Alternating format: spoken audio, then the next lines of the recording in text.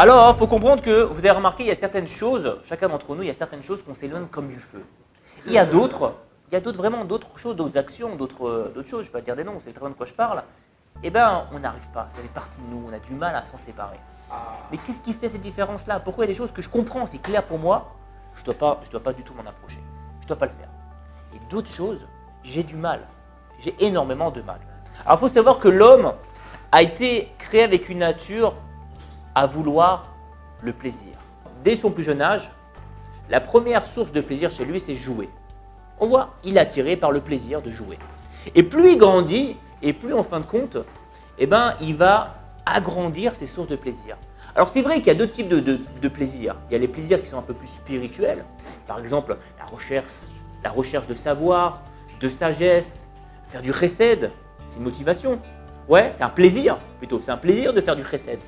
Et parfois, on a des plaisirs qui sont bien plus matériels, par exemple, avoir une belle voiture, être le plus riche, etc., etc. Mais la base, c'est la même. C'est quoi? La recherche de plaisir. Et s'éloigner le maximum des douleurs, des souffrances, tout ce qui pourrait être désagréable pour nous. Maintenant, pour avoir la réponse à tout ce qu'on a posé comme question, là, on va essayer d'analyser Esav. Esav arrive donc devant Yaakov, on reprend le cas, pour lui demander à manger, et il lui dit, écoute, je vais te vendre, Yaakov dit à une seule condition, que tu me vendes le droit d'aînesse. Et Yaakov lui dit, est-ce que tu es OK? Et là, Esav répond, il dit, bon, regarde, déjà, j'ai une question, Mativo Shel Avodazo. Lui dit, c'est quoi en fait la nature de cet avoda, ce travail-là? En clair, c'est lui disant, mais qu'est-ce que je vais en sortir de ça? Ouais. Et donc là, Yaakov, encore une fois, il lui dit, bon, je vais t'expliquer tout ce qui va se passer, c'est quoi le Beth Amikdash, si tu fais ça, ça sera dangereux pour toi, tu peux être Hayat Mital, condamné à mort, etc. Et qu'est-ce qu'il répond? Et ça, regardez ce qu'il répond. Il dit, Machafetz liba. Machafetz liba. Comment vous traduisez ça?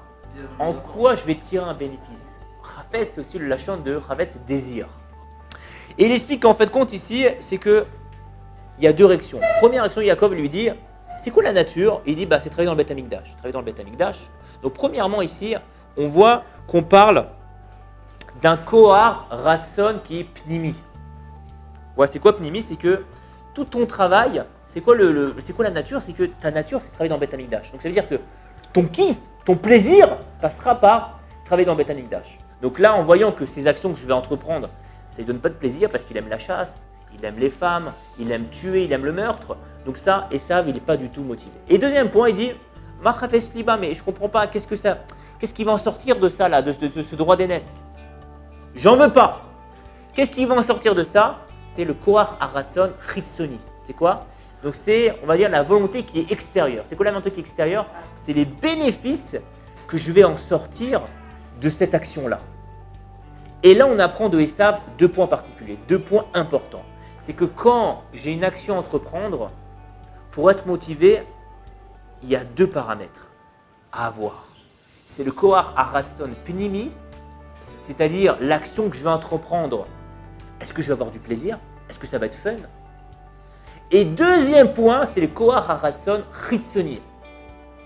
Est-ce que maintenant, ce que je veux entreprendre, est-ce que ça va me donner des bénéfices? Est-ce qu'il y aura quelque chose d'intéressant après? Ce qui va me donner? Qu'est-ce que je vais en sortir de ça? Et ça, en fait, c'est les deux points importants à travailler dessus.